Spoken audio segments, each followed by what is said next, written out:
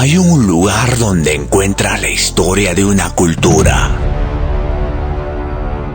y su legado histórico de hace miles de años.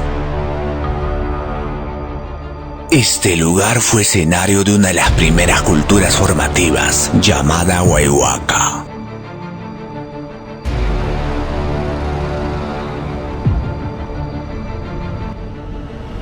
En este lugar se encuentra el Museo Chanca, donde se encuentran restos de lo que fue varias culturas formativas. Entre eso está la cultura chanca, de grandes guerreros, que casi conquistan el Imperio Inca.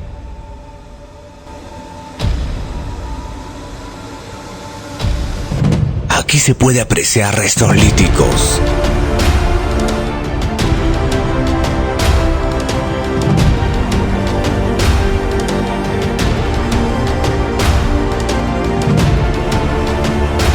momias y entre otros utensilios.